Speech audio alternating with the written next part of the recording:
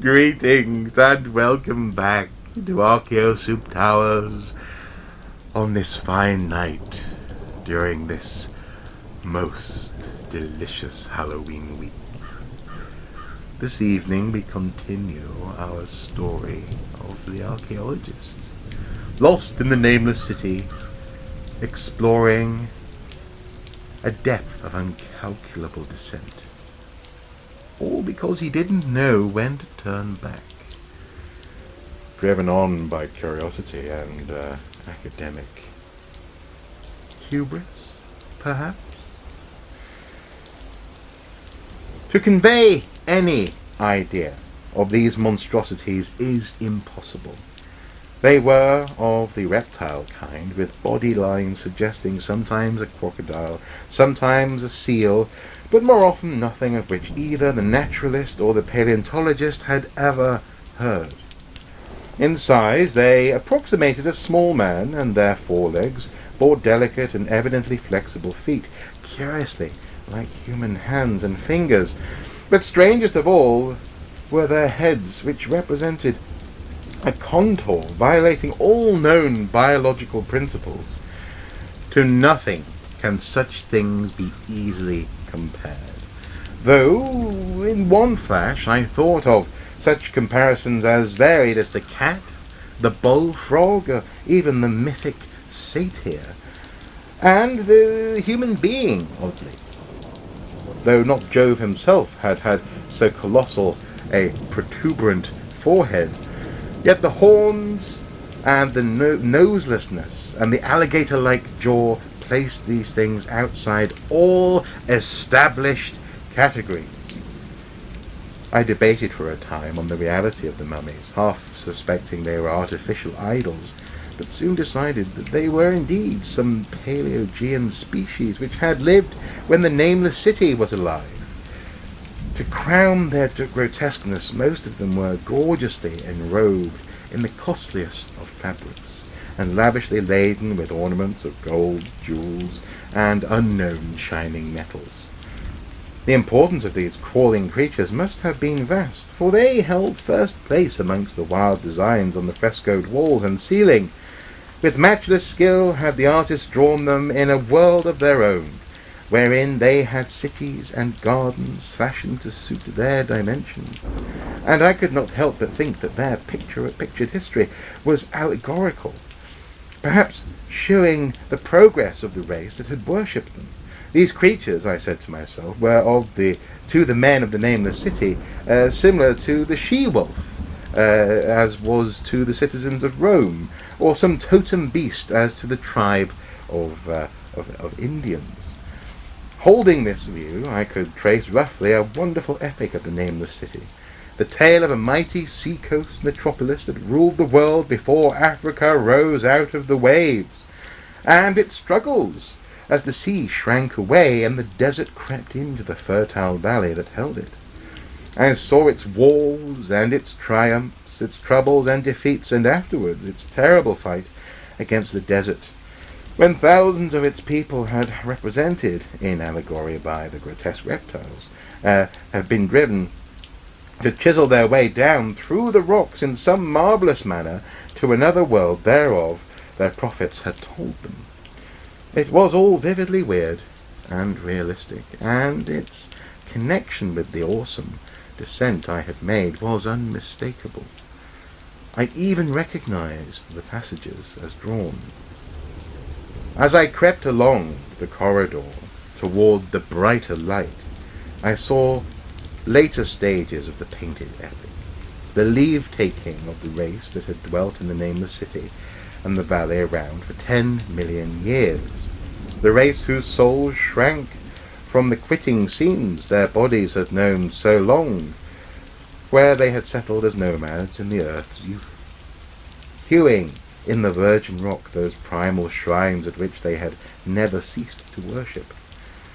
Now that the light was better, I studied the pictures more closely, and remembering that the strange reptiles must represent the unknown men, pondered upon the customs of the Nameless City. many things were peculiar and inexplicable. The civilization, which included a written alphabet, had seemingly risen to a higher order than those immeasurably later civilizations such as Egypt and Chaldea. Yet there were curious omissions. I could, for example, find no pictures to represent deaths or funerary customs, save such as were related to wars, violence, and plagues. And I wondered at the reticence shown concerning natural death. It was as though the ideal of earthly immortality had been fostered as a cheering illusion. Still nearer the end of the passage was painted scenes of the utmost picturesqueness and extravagance, contrasted views of the Nameless City in its desertion and growing ruin, and of the strange new realm of paradise to which the race had hewed its way along through the stone.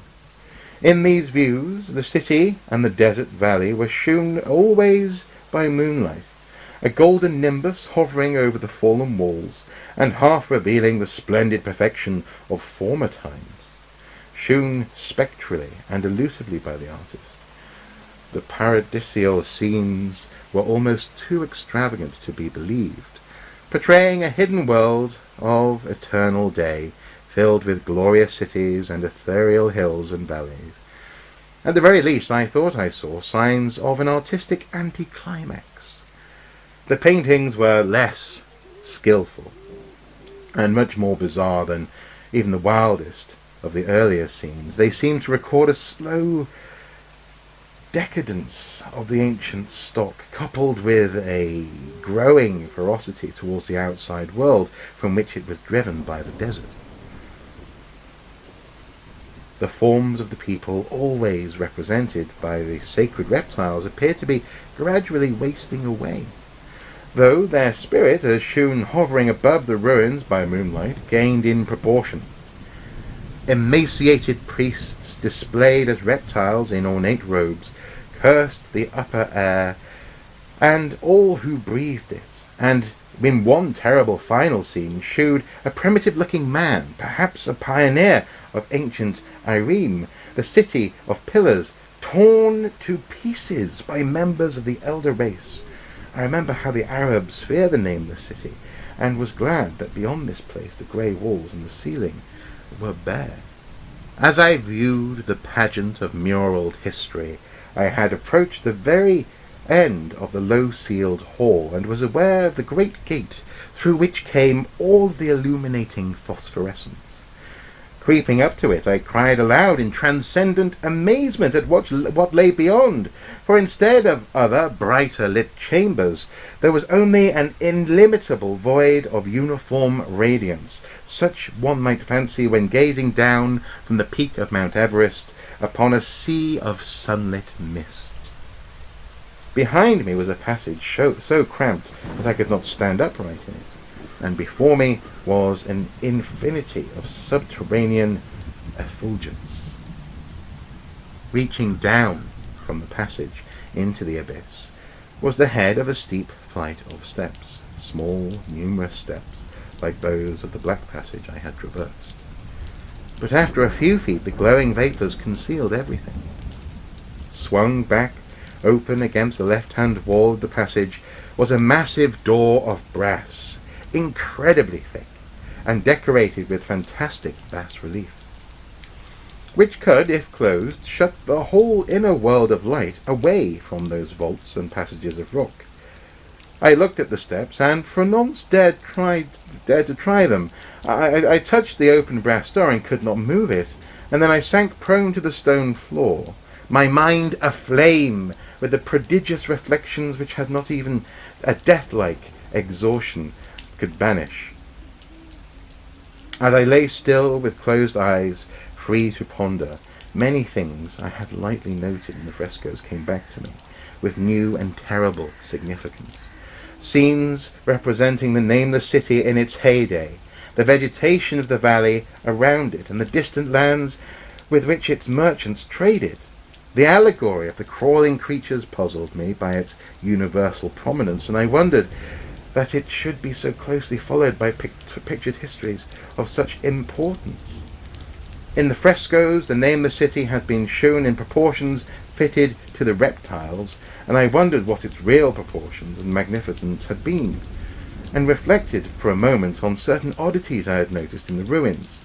I thought curiously of the lowness of the primal temples and the underground corridor, which were doubtless hewn thus out in deference to the reptile deities that they honoured. Though it perforce reduced the worshippers to crawling, perhaps the very rites here involved crawling in imitation of the creatures. No religious theory, however, could easily explain why the level passage in the awesome descent should be as low as the temples, or lower, since one could not even kneel in it. As I thought of the crawling creatures, whose hideous mummified forms were so close to me, I felt a new throb of fear. Mental associations are curious, and I shrank from the idea that except for the poor primitive man torn to pieces in the last painting, mine was the only human form amidst the many relics and symbols of this primordial life. But, as always in my strange and roving existence, wonder soon drove out fear. For the luminous abyss, and what it might contain, presented a problem worthy of the greatest explorer. That a weird world of mystery laid far down beyond that flight of peculiarly small steps I could not doubt. And I hoped to find there those human memorials which the painted corridor had failed to give. The frescoes had pictured unbelievable cities and valleys in this lower realm, and my fancy dwelt on the rich and colossal ruins that awaited me. My fears, indeed, concerned the past rather than the future.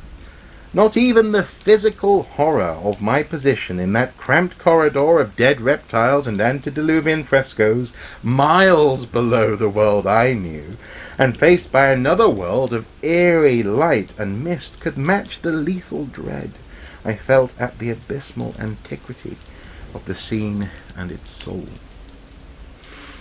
An ancientness so vast that measurement is feeble seemed to leer down from the primal stones and rock-hewn temples of the Nameless City, while the very latest of the astounding maps on the frescoes shewed oceans and continents that man has long forgotten, where only here and there some vaguely familiar outlines came to mind of what could have happened in the geological ages since the painting ceased and the death-hating race resentfully succumbed to its own decay. No man might say. Life had once teemed in these caverns and in the luminous realm below. Now I was alone, with vivid relics, and I tremble to think of the countless ages through which these relics have kept a silent, deserted vigil. Suddenly there came another burst of that acute fear which had interminably seized me ever since I first saw the terrible valley and the Nameless City under a cold moon, and despite my exhaustion I found myself starting frantically into a sitting posture and gazing back along the black corridor toward the tunnels that rose to the outer world. My sensations were much like those which had made me shun the Nameless City at night, as they were so poignant. In another moment, however, I received a still greater shock in the form of a definite sound, the first which had broken the utter silence of these tomb-like depths. It was a deep, low moaning, as of a distant throng of condemned spirits, and it came from the direction in which I was staring. Its volume rapidly grew, till it soon reverberated rightfully through the low passage, and at the same time I became conscious of an increasing draught of cold air, likewise flowing from the tunnels in the city above. The touch of this air seemed to restore my balance, for I instantly recalled the sudden gusts which had arisen around the mouth of the abyss each sunset and sunrise, one of which had indeed revealed the hidden tunnels to me. I looked at my watch and saw the sunrise was near, so bracing myself to resist the gale that was sweeping down to its cavern home as it had swept forth at evening, my fear again waned low, since a natural phenomenon tends to dispel broodings over the unknown. More and more madly poured the shrieking, moaning night wind into the gulf of the inner earth. I dropped prone again and clutched vainly to the floor for fear of being swept bodily through the open gate into the phosphorescent abyss.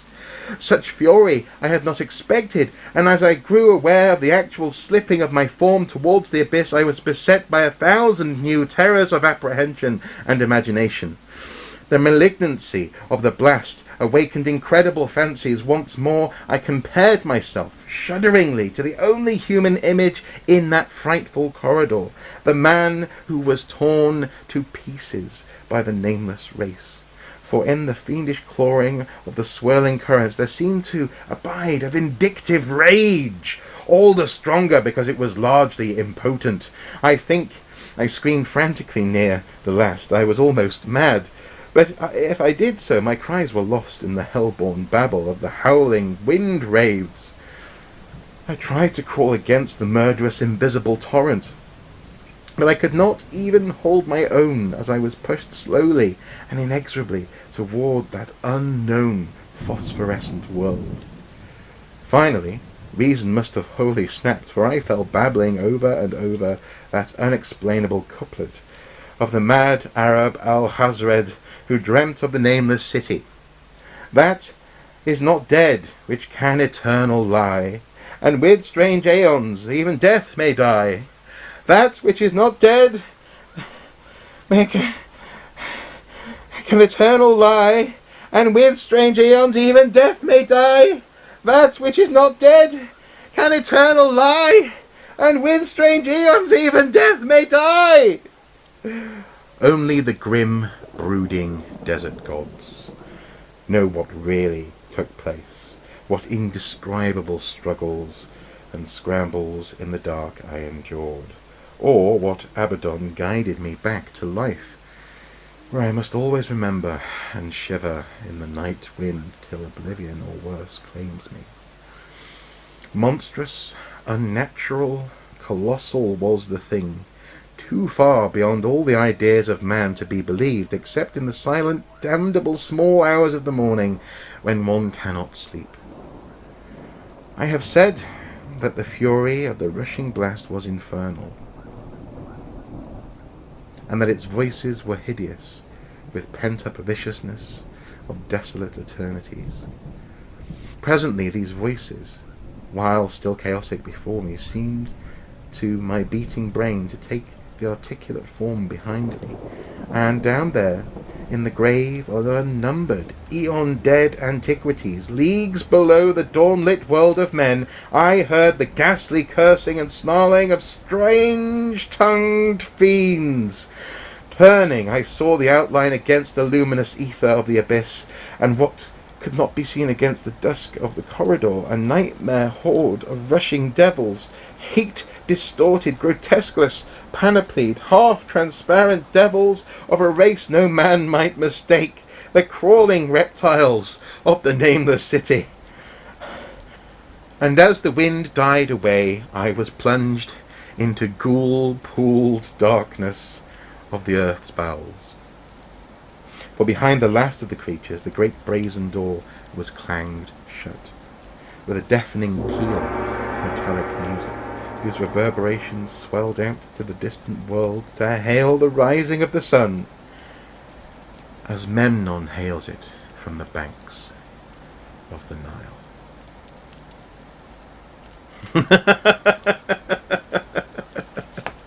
I do hope you have enjoyed that story. It is one of my favourite Lovecraft tales. It's also actually one of the first in most collections of his work, and I think it brilliantly evokes archaeological curiosity. I adore the way he describes proportions and low walls in the sand, and even the way that he takes time to speculate on religious rites and ceremonies that might have taken place in the Nameless City and below. As ever, thank you for watching. Have a lovely Halloween week, and I'll see you tomorrow when we'll be examining the witches of Wall's End.